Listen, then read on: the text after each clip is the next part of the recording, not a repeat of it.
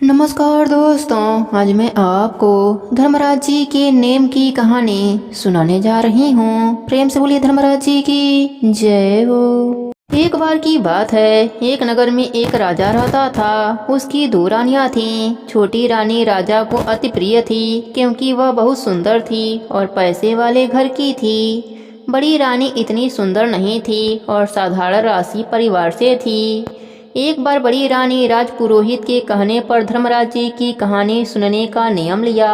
महल में एक ब्राह्मणी आकर बड़ी रानी को धर्मराज जी की कहानी सुनाने लगी। जब छोटी रानी को पता चला तो उसने भी देखकर दासी से कहा कि ब्राह्मणी को कहना कि कल से धर्मराज जी की कहानी पहले मुझे सुनाकर ही बाद में बड़ी रानी को सुनाया करे। ब्राह्मणी ने ऐसा ही किया। पहले छोटी रानी को धर्मराज जी की कहानी सुनाती। छोटी रानी ब्राह्मणी को दक्षिणा में 5 सोने की मुद्राएं देती। ब्राह्मणी बहुत खुश होती। बड़ी रानी तो एक मुट्ठी ज्वार और एक मुट्ठी बाजरी दे देती थी।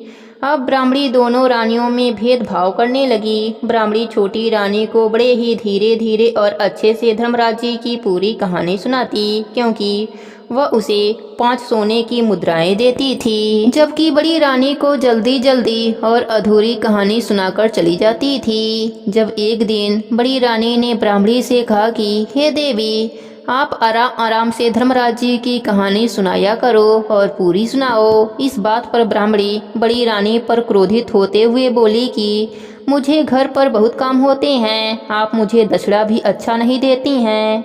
और दूसरी तरफ छोटी रानी रोज कहानी सुनने के बाद 5 स्वर्ण के मुद्राएं दक्षिणा में देती हैं। बड़ी रानी ने कहा, हे देवी, मैं आपको उद्यापन में अच्छी दक्षिणा दे दूंगी। दोनों रानियों ने साल भर में उद्यापन किया।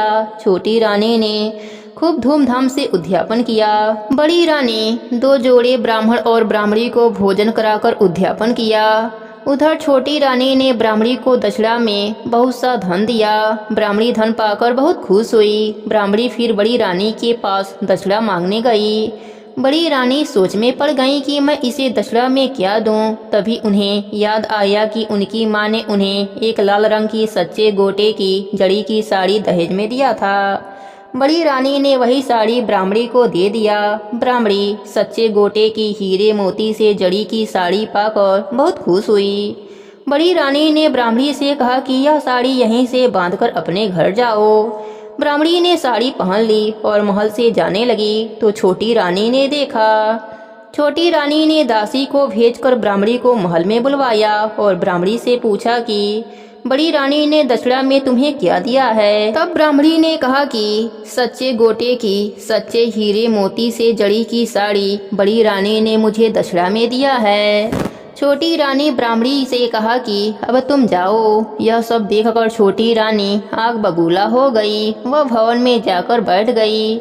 जब शाम को राजा महल में आए तो वह गुस्से का कारण पूछा तो उसने कहा कि बड़ी रानी ने ब्राह्मणी को धर्मराज जी के कहानी के उद्यापन में एक कीमती साड़ी दे दिया है, मुझे वही साड़ी चाहिए।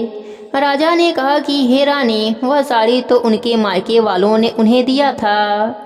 छोटी रानी ने जिद पकड़ ली। राजा बड़ी रानी के पास गया तो बड़ी रानी राजा को देखकर बहुत प्रसन्न हुई क्योंकि कई वर्षों से राजा उसके महल में नहीं जाता था। बड़ी रानी ने उनका खूब स्वागत किया, उनके चरण धोकर पिए। राजा ने कहा कि रानी, जो तूने साड़ी ब्राह्मणी को दक्षिणा में दिया है वह वापस मांग लो। वह छोटी रानी को पसंद आ गई है, कल मैं वह लेने आऊंगा। यह कहकर राजा चला गया। यह बात सुनते ही बड़ी रानी उदास हो गईं क्योंकि दान में दी हुई वस्तु को किस तरह वापस लूं, यह बात सोचने लगीं। धर्मराज जी का स्मरण करते करते वह सो गईं। रात के सपने में धर्मराज जी आए और रानी से उदासी का कारण पूछा तो रानी ने साड़ी वाली बात बताई। धर्मराज जी ने कहा, पुत्री, तुम उदास मत हो। तुम्हारे तुलसी के क्यारे में कई तरह की साड़ियाँ लटकी हुई मिलेंगी। तुम उनमें से एक साड़ी उन्हें दे देना। जब सुबह रानी उठी तो उसने तुलसी क्यारे को देखा तो वहाँ बहुत सी साड़ियाँ लटक रही थीं। सच्चे गोटे हीरे मोती से जड़ी की साड़ियाँ लटक रही थीं। यह सब देखकर बड़ी रानी ने धर्मराज जी को प्रणाम किया और जयकारा लगाया। राजा व उसके मंत्री और छोटी रानी बड़ी रानी के महल में आए। आते ही बड़ी रानी से पूछा कि तुमने जो ब्राह्मणी को दक्षिणा में साड़ी दिया था वह मंगवा ली।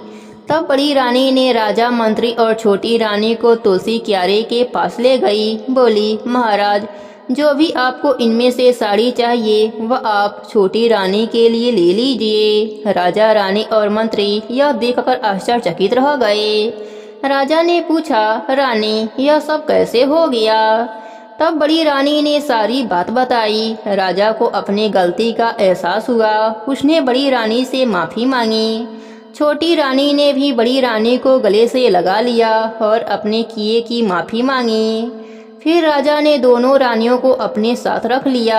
धर्मराज जी के कहानी का नित्य नियम निभाने से दोनों रानियों को इहलोक पर सुखों की प्राप्ति हुई और मरने के बाद स्वर्गलोक का सुख मिला। हे धर्मराज जी, जैसे आपने बड़ी रानी और छोटी रानी पर अपनी कृपा करी वैसे ही अपने सभी भक्तों पर करना।